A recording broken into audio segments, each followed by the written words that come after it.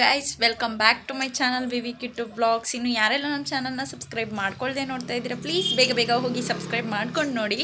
So 1 weak ಆಯಿತು blog ಮಾಡಿಕೊಂಡು, ಯಾಕಂತಂದರೆ ನನ್ನ ಮಗಳಿಗೆ ಸ್ವಲ್ಪ ಹುಷಾರು ತಪ್ಪಿದ್ಲು. ಸೊ ವಿಡಿಯೋಸ್ ಏನು ಮಾಡ್ಕೊಳ್ಳೋಕ್ಕಾಗ್ತಿರ್ಲಿಲ್ಲ, ತುಂಬ ವೀಕ್ ಆಗೋಗ್ಬಿಟ್ಟಿದ್ಲು. ಅದಕ್ಕೋಸ್ಕರ ವ್ಲಾಗ್ಸ್ ಏನೂ ಮಾಡ್ಕೊಂಡಿದ್ದಿಲ್ಲ ವಾರ ಪೂರ್ತಿ. ಅವಳದೇ ಆಯಿತು ನನಗೆ. ಸೊ ಕೇರ್ ಮಾಡಿ ಅವಳಿಗೆ syrups time to time. So 2 days ಕ್ಲಾಸ್ಗೂ ಕೂಡ ಕಳಿಸ್ಲಿಲ್ಲ ನಾವು.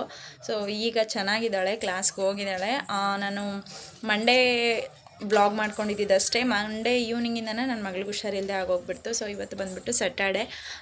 ಮಂಡೇ ಏನಾಯಿತು ಅಂತಂದರೆ, ನಾನು ಬ್ಲಾಗ್ ಸ್ಟಾರ್ಟ್ ಮಾಡಿದೆ ಮಾಡ್ಕೊಳ್ಳೋಣ ಅಂತ ಹೇಳ್ಬಿಟ್ಟೆ. ಅವತ್ತು ನನ್ನ ಹಸ್ಬೆಂಡ್ ಮನೆಯಲ್ಲೇ ಇದ್ದರು. ಮಾಡ್ಕೊಳ್ಳೋಣ ಅಂತ ಸ್ಟಾರ್ಟ್ ಮಾಡಿದೆ. ಏನ್ಮ ಸ್ಕೂಲಲ್ಲಿಂದ ಫೋನ್ ಬಂದುಬಿಡ್ತು.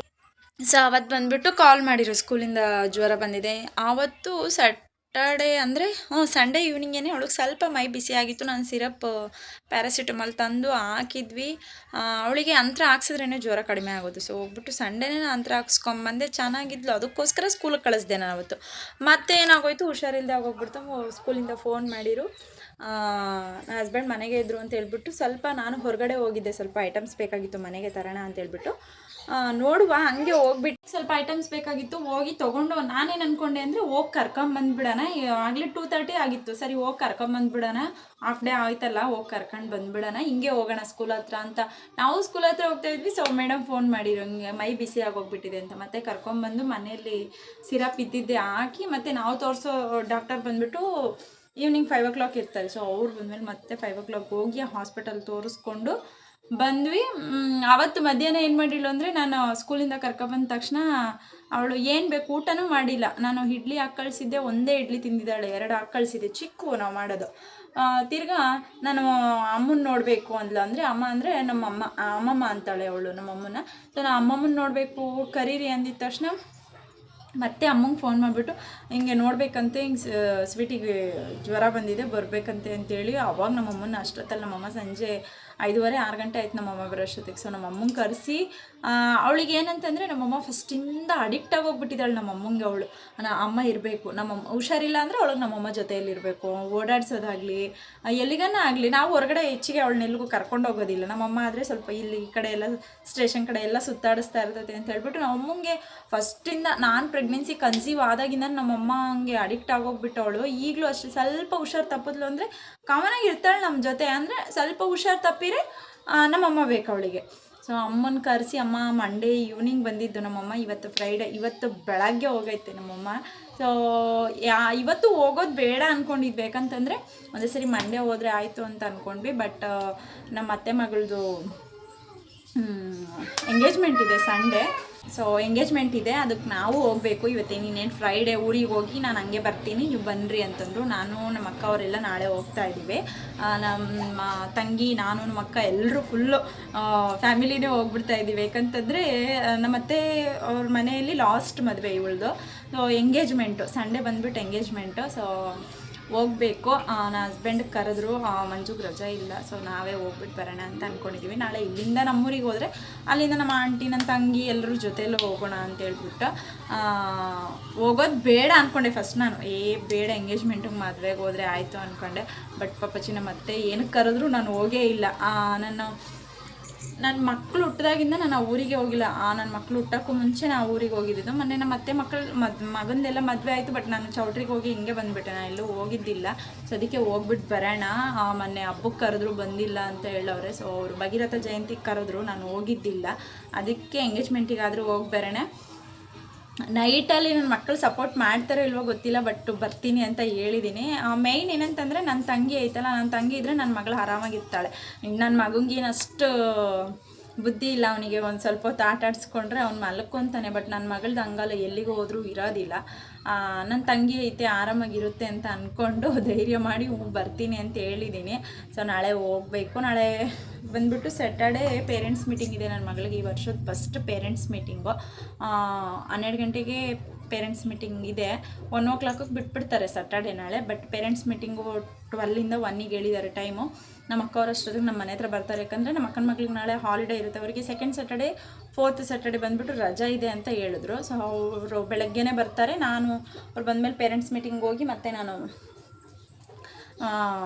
ನನ್ನ ಮಗಳನ್ನ ಕರ್ಕೊಂಬಂದು ಊರಿಗೆ ಹೋಗೋದು. ಸೊ ತುಂಬ ಖುಷಿ ಆಗ್ತಾಯಿದೆ. ಯಾಕಂತಂದರೆ ನನ್ನ ಮಕ್ಳು ಹುಟ್ಟಿದ್ಮೇಲೆ ಫಸ್ಟ್ ಟೈಮ್ ನಮ್ಮ ಅತ್ತೆ ಊರಿಗೆ ಹೋಗ್ತಾ ಇರೋದು ನಾನು.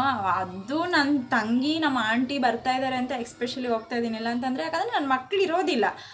ನಮ್ಮ ಆಂಟಿ ನಮ್ಮ ತಂಗಿ ಅವರೆಲ್ಲ ಇದ್ದರೆ ನೋಡ್ಕೊಳ್ತಾರೆ ಸ್ವಲ್ಪ ಮಕ್ಕಳನ್ನ ಅಂತ ಹೇಳ್ಬಿಟ್ಟು. ಯಾಕಂದರೆ ಅವರು ಯಾರಿಗೂ ಅಡ್ಜಸ್ಟ್ ಆಗಿಲ್ಲ. ನನ್ನ ತಂಗಿಗೆ ನನ್ನ ಮಗಳು ತುಂಬ ಅಡ್ಜಸ್ಟ್ ಆಗೋಗ್ಬಿಟ್ಟಿದೆ. ನನ್ನ ಮಗಗೆ ನಾನು ಒಬ್ಳಿದ್ರೆ ಸಾಕು, ಇರ್ತಾನೆ. ಸೊ ಅದಕ್ಕೆ ನಾಳೆ ಊರಿಗೆ ಹೋಗಬೇಕು. ಬೆಳಗ್ಗೆ ಅಮ್ಮ ಊರಿಗೆ ಹೋಗೋಕ್ಕೆ ನಾನು ಬಂದುಬಿಟ್ಟು ಹೂವು ತರಬೇಕಿತ್ತು, ಮಂಡಿಯಲ್ಲಿ ಹೂವು ತರಬೇಕಿತ್ತು ಅಂತ ಹೇಳ್ಬಿಟ್ಟು ಅಮ್ಮನ ಜೊತೆನೇ ನಾನು ಹೋಗ್ಬಿಟ್ಟು, ಅಮ್ಮ ಹಂಗೆ ಬಸ್ಸಿಗೆ ಹೋದ್ರು. ನಾನು ಹೂವು ತೊಗೊಂಡು, ನಮ್ಮ ಗಿಡದಲ್ಲಿ ಹೂವೇ ಬಿಡ್ತಾಯಿಲ್ಲ ಇತ್ತೀಚೆಗೆ. ಪೂಜೆ ಮಾಡೋಕ್ಕೆ ಇಂಟ್ರೆಸ್ಟೇ ಬರೋಲ್ಲ ಹೂವು ಇಲ್ಲ ಅಂತಂದರೆ. ಸ್ವಲ್ಪ ಬಿಡ್ತಾ ಇದ್ದಾವೆ, ಸ್ವಲ್ಪ ಫೋಟೋಗಳಿಗಾದರೆ ಸ್ವಲ್ಪ ಫೋಟೋಗಳಿಗೆ ಆಗ್ತಾಯಿಲ್ಲ. ಅದಕ್ಕೋಸ್ಕರ ಹೋಗಿ ಹೂವು ತೊಗೊಂಡು ಮಂಡಿಯಲ್ಲಿ ಬಂದಿದ್ದೀನಿ.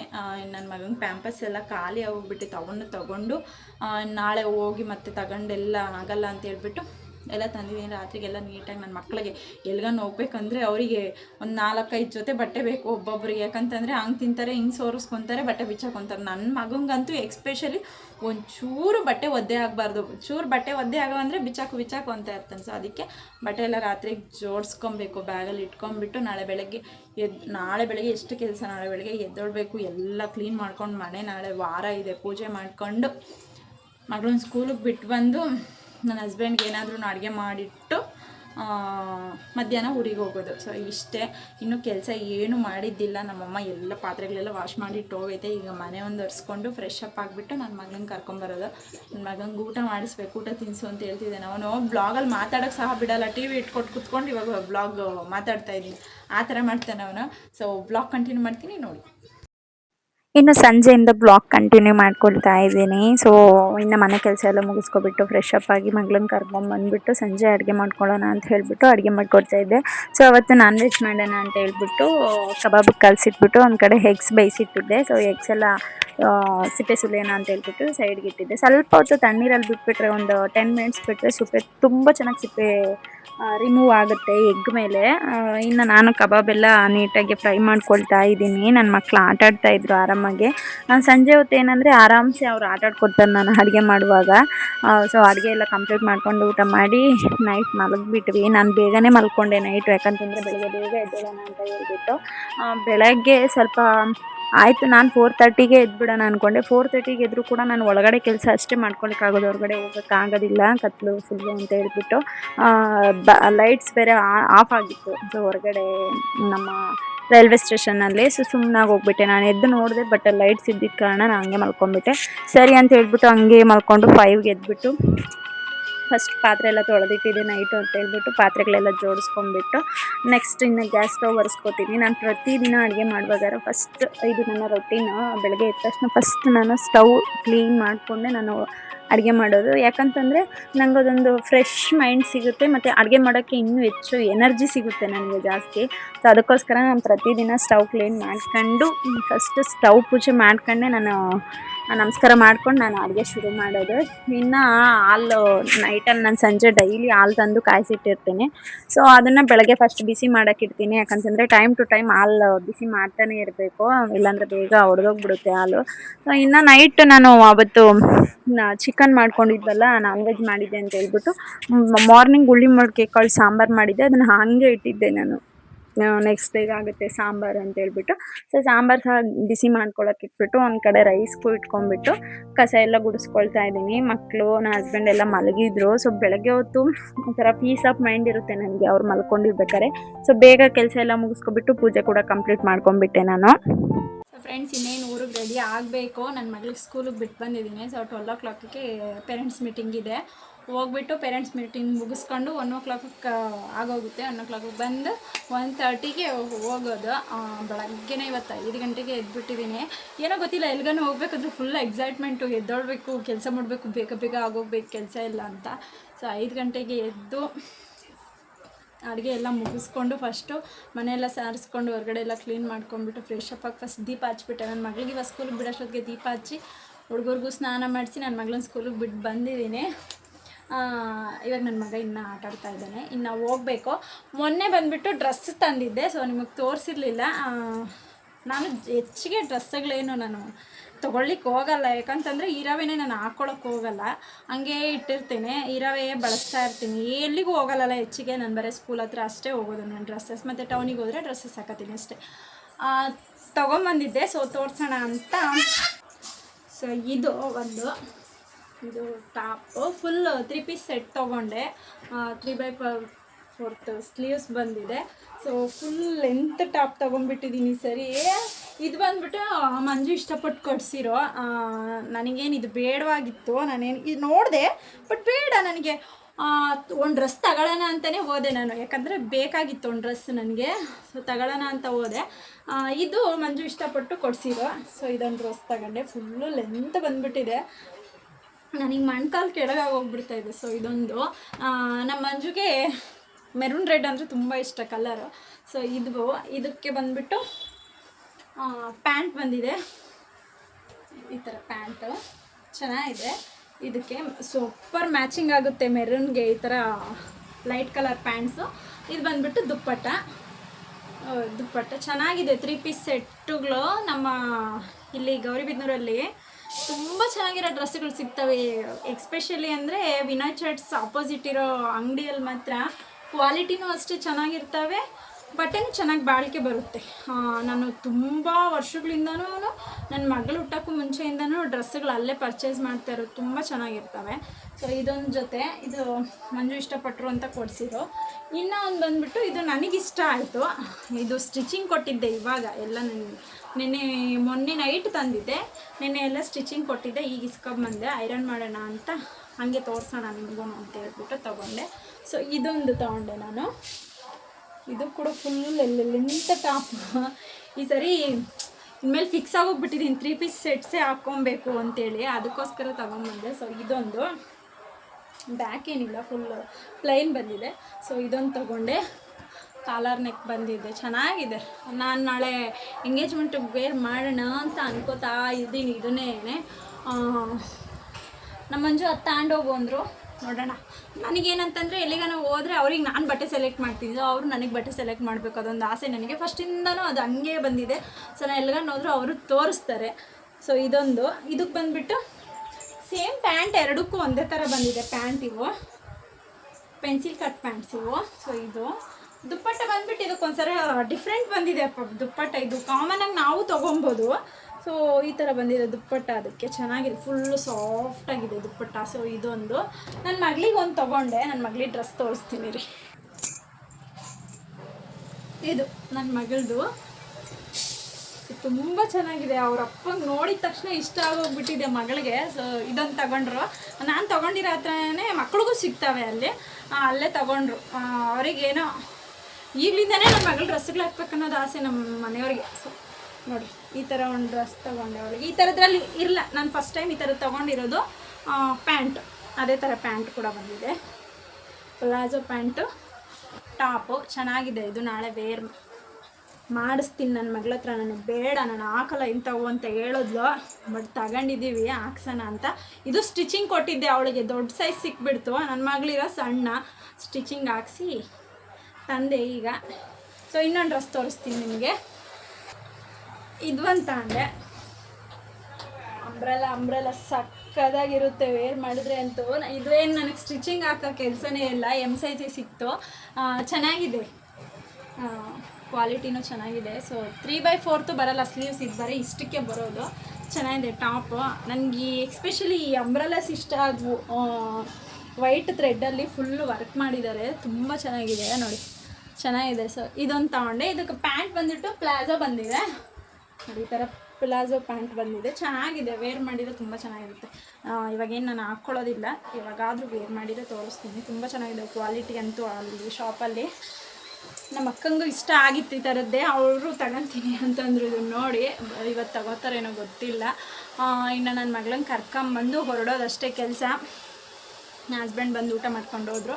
ಸ್ವಲ್ಪ ಪಾತ್ರೆ ಇದ್ದಾವೆ, ವಾಶ್ ಮಾಡ್ಕೊಂಬಿಟ್ಟು, ಬಟ್ಟೆ ಇದ್ದವು, ಬಟ್ಟೆ ಒಗ್ಯಾಣ. ಇವತ್ತೆಲ್ಲ ಸ್ನಾನ ಮಾಡಿರೋವೆಲ್ಲ ಹಂಗೆ ಇದ್ದಾವೆ. ಮಂಜು ಊರಿಂದ ಬಂದು ಹೋಗ್ಕೊಂಡ್ರೆ ಆಯಿತು ಅಂತಂದರು, ಸುಮ್ಮನೆ ಹೋಗ್ಬಿಟ್ಟೆ. ಬಂದಮೇಲೆ ಮಾಡ್ಕೊಂಡೋಣ ಅಂತ ಹೇಳ್ಬಿಟ್ಟು ಎಲ್ಲಿಗನ ಊರಿಗೆ ಹೋದಾಗ ಎಲ್ಲ ಹೋಗೋ ಖುಷಿಯಲ್ಲಿ ಎಲ್ಲ ಹರಡ್ಬಿಟ್ಟು ಹೋಗ್ತೀವಿ. ಸೊ ಇವತ್ತು ಹಂಗೆ ಮಾಡಬಾರ್ದು, ಎಲ್ಲ ನೀಟಾಗಿ ಸಪ್ರೇಟ್ ಮಾಡಿ ಜೋಡಿಸಿ ಹೋಗ್ಬೇಕಂತ ಅಂದ್ಕೊಂಡಿದ್ದೀನಿ.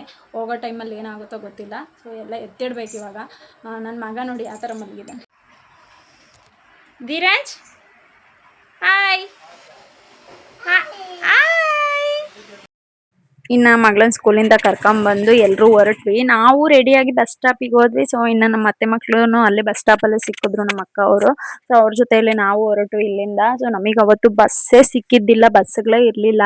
3:30ವರೆಗೂ ಬಸ್ ಇಲ್ಲ ಅಂತ ಹೇಳ್ಬಿಟ್ರು. ಸೊ ಬೇಡ ಕಾಯೋದು ಅಂತ ಹೇಳ್ಬಿಟ್ಟು ನಾವೆಲ್ಲ ಆಟೋದಲ್ಲಿ ಹೊರಟೋಗ್ಬಿಟ್ವಿ. ನಾಂದವೇ ನಮ್ಮ ಆಂಟಿ, ನನ್ನ ತಂಗಿ ಎಲ್ಲರ ಜೊತೆಯಲ್ಲೇ ಹೋದ್ವಿ. ಹೋಗಿದ ತಕ್ಷಣ ಫಸ್ಟ್ ಹೆಡ್ಡೇಕ್ ಬಂದ್ಬಿಟ್ಟಿತ್ತು ಅಂತ ಕಾಫಿ ಮಾಡ್ಕೊಂಡು ಕುಡಿಯೋಣ ಅಂತ ಹೇಳ್ಬಿಟ್ಟು ನಾನೇ ಕಾಫಿಗೆ ಇಟ್ಟಿದ್ದೆ. ಸೊ ನನಗೇನು ಗೊತ್ತಿಲ್ಲ, ಎಲ್ಲಾದರೂ ಜರ್ನಿ ಹೋದ್ರೆ ಫಸ್ಟ್ ಕಾಫಿ ಮಾಡಿ ಕುಡಿದ್ಬಿಡ್ಬೇಕು. ಸೊ ಕಾಫಿ ಮಾಡಿ ಕುಡಿದ್ಬಿಟ್ಟು ಹೊರಗಡೆ ಹೋಗೋಣ, ಸ್ವಲ್ಪ ಓಡಾಡ್ಕೊಂಬರೋಣ, ಒಳಗಡೆ ಹೋಗೋಣ ಅಂತ ಹೇಳ್ಬಿಟ್ಟು ಫಸ್ಟ್ ಕಾಫಿ ಮಾಡ್ತಾ ಇದ್ದೆ. ಇಲ್ಲಿ ನಮ್ಮ ಅಕ್ಕಂಗೆ ಸ್ವಲ್ಪ ಟಾರ್ಚರ್ ಕೊಡ್ತಾ ಇದ್ದೀನಿ ನಾನು ಅಡುಗೆ ಮಾಡೋವಾಗ. ಕಾಫಿಗೆ ಇಟ್ಬಿಟ್ಟು ನಮ್ಮ ಅಕ್ಕನ ರೋದನೆ ಕೊಡ್ತಾ ಇದ್ದೀನಿ. ಅವಳು ಹೇಳ್ತಾ ಇತ್ತು, ನನಗೆಲ್ಲರೂ ಹೇಳ್ತಾರೆ ನಿಮ್ಮ ತಂಗಿ ನಿಮ್ಮನ್ನ ಬ್ಲಾಗಲ್ಲೆಲ್ಲ ತೋರಿಸ್ತೈತೆ ಅಂತೆಲ್ಲ ಹೇಳ್ತಾರೆ ಅಂತ ಹೇಳ್ತಾ ಇದ್ದು. ಸೊ ನಾನಿಲ್ಲಿ ಹೊರಟು ಇನ್ನು ಎಲ್ಲರೂ ಹೊಲ್ದ ಹತ್ರ ಹೋಗೋಣ ಅಂತ ಹೇಳ್ಬಿಟ್ಟು ಎಲ್ಲರೂ ಹೋದ್ವಿ ದೇವಸ್ಥಾನದ ಹತ್ರ. ಇಲ್ಲಿ ನಮ್ಮ ಅತ್ತೆಯವರ ಹೊಲ್ದ ಹತ್ರ ದೇವಸ್ಥಾನ ಇದೆ, ತುಂಬ ಚೆನ್ನಾಗಿದೆ ನೇಚರು. ನಾನು ನನ್ನ ತಂಗಿ ನನ್ನ ಮಕ್ಕಳೆಲ್ಲ ಫುಲ್ ಎಂಜಾಯ್ ಮಾಡಿಬಿಟ್ವಿ. ಯಾಕಂದರೆ ಈ ಥರ ನಮಗೆ ಹೊಲಗಳ ಕಡೆ ಎಲ್ಲ ಹೋಗೋದು ಕಡಿಮೆ ನಾವು. ನಾನು ಹೋದ್ರೆ ಅಂತೂ ನಮ್ಮೂರಿಗೆ ಫುಲ್ ಎಂಜಾಯ್ ಮಾಡ್ತೀನಿ, ನಮ್ಮ ಊರಿಗೆ ಹೋದಾಗಂತೂ ನಾನು.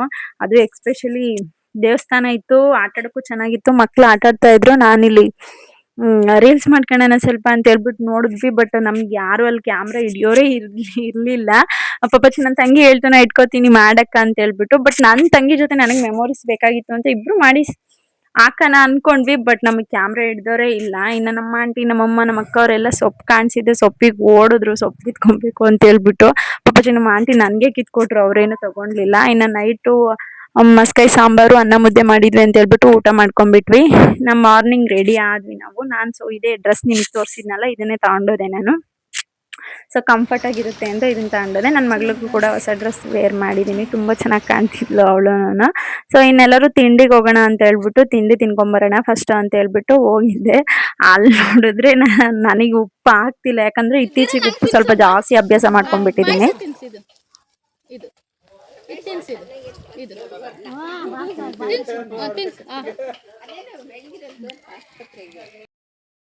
ಸೊ ಇನ್ನಿಲ್ಲಿ ತಿಂಡಿ ಮಾಡ್ಕೊಂಡು ಬಂದ್ಬಿಟ್ಟು ಇಲ್ಲಿ ಸ್ವಲ್ಪ ಫೋಟೋ ಶೂಟ್ ಮಾಡ್ಕೊಳ್ಳೋಣ ಅಂತ ಹೇಳ್ಬಿಟ್ಟು ಎಲ್ಲರೂ ರೆಡಿ ಆಗ್ತಾ ಇದ್ವಿ. ಯಾಕಂತಂದರೆ ಇದೊಂಥರ ಮೆಮೊರೀಸ್. ಅಕ್ಕ ತಂಗಿಯರೆಲ್ಲ ಒಂದತ್ರ ಸೇರಿದ್ರೆ ಫೋಟೋಸ್ ಎಲ್ಲ ತೆಕ್ಕೊಬೇಕಂತ ತುಂಬ ಆಸೆ, ನನಗಂತೂ ಎಕ್ಸ್ಪೆಷಲಿ ತುಂಬ ಇಷ್ಟ. ಸೊ ಫೋಟೋಸ್ ಎಲ್ಲ ತೆಕ್ಕೊಂಬಿಟ್ಟು ಇನ್ನೆಲ್ಲರೂ ಬರ್ತಾಯಿದ್ರು ಒಬ್ಬೊಬ್ಬರೇನೆ ಅವ್ರ ಕಡೆಯವರು ಎಂಗೇಜ್ಮೆಂಟ್ಗೆ ಅಂತ ಹೇಳ್ಬಿಟ್ಟು. ತುಂಬ ಜನ ಬಂದಿದ್ರು, ತುಂಬ ಚೆನ್ನಾಗಾಯಿತು ಎಂಗೇಜ್ಮೆಂಟ್ ಕೂಡ. ಸೊ ಇದು ನಮ್ಮ ಅತ್ತೆ ಮನೆ, ಅವರು ಕುರಿಗಳು ಮೇಕೆಗಳೆಲ್ಲ ಸಾಕ್ತಾರೆ. ತುಂಬ ಚೆನ್ನಾಗಿರುತ್ತೆ, ಫುಲ್ ಹಳ್ಳಿ ಏನಂತಾರೆ ನೇಚರ್ನ ಫುಲ್ ಎಂಜಾಯ್ ಮಾಡಿಬಿಟ್ಟಿದ್ದೀನಿ 2 ಡೇಸ್ ನಾನು. ಇನ್ನು ನನ್ನ ಮಕ್ಳು ಅಲ್ಲಿ ಹಾಕಿರೋ ಚೇರುಗಳಲ್ಲಿ ಫುಲ್ ಎಂಜಾಯ್ ಮಾಡ್ತಾ ಇದ್ರು. ಅವರೇ ಹಚ್ಕೊಂಡ್ಬಿಟ್ಟು ಕುಣಿದ್ಲಾಡ್ಕೊಂಡು ಫುಲ್ ಎಂಜಾಯ್ ಮಾಡ್ತಾ ಇದ್ರು. ಇನ್ನು ಇಬ್ಬರು ರೆಡಿ ಆಗ್ತಾ ಇದ್ರು ಅಂತ ಹೇಳ್ಬಿಟ್ಟು ಇವರೆಲ್ಲ ತಟ್ಟೆಗಳೆಲ್ಲ ಜೋಡಿಸಿ ಇಟ್ಟಿದ್ರು. ಇನ್ನು ಇಲ್ಲಿ ನಾನು, ನನ್ನ ತಂಗಿ, ನಮ್ಮ ಆಂಟಿ, ನಮ್ಮ ಅಕ್ಕ ಅವರೆಲ್ಲ ಕೂತಿದ್ವಿ. ಸೊ ಇನ್ನು ಫಂಕ್ಷನ್ ಮುಗ್ದಿದೆ, ನಾವು ಕೂಡ ರಿಟರ್ನ್ ಆಗಿಬಿಟ್ವಿ. ನಾನಿಲ್ಲ, ಅವ್ರ ಫೇಸ್ ಏನು ತೋರಿಸ್ತಾ ಇಲ್ಲ. ಸೊ ಮದುವೆಯಲ್ಲಿ ತೋರಿಸೋಣ ಅಂತ ಹೇಳ್ಬಿಟ್ಟು ನಾನು ಎಂಗೇಜ್ಮೆಂಟ್ ಬ್ಲಾಗಲ್ಲಿ ಅವ್ರ ಫೇಸ್ ತೋರಿಸ್ತಾ ಇಲ್ಲ. ಸೊ ಎಂಗೇಜ್ಮೆಂಟ್ ಎಲ್ಲ ಮುಗಿಸ್ಕೊಂಡು, ಸೊ ನಮ್ಮ ಅತ್ತೆಯವರು ಅಂತೂ ತುಂಬ ಕುರಿಗಳಿದಾವಪ್ಪ ನಿಜವಲ್ಲೂ. ನನ್ನ ಮಗ ಅಂತೂ ಅದೆಷ್ಟು ಎಂಜಾಯ್ ಮಾಡಿಬಿಟ್ನೋ ಅಲ್ಲಿ. ಸೊ ನೋಡ್ತಾ ಇರ್ಬೋದು ನೀವು. ಸೊ ಇನ್ನು ನಾನು ಮನೆಗೆ ಹೋಗ್ಬಿಟ್ಟು ಆಂಟಿ ಮನೆಯಲ್ಲಿ ಅಲ್ಲಿ ನಾನು ಊಟ ಮಾಡ್ಕೊಬಿಟ್ಟು ರಿಟರ್ನ್ ಬಂದು. ಇನ್ನು ಇವತ್ತಿನ ವಿಡಿಯೋ ಇಷ್ಟ ಆದರೆ ಲೈಕ್, ಶೇರ್, ಕಮೆಂಟ್ ಮಾಡಿ. Thank you for watching.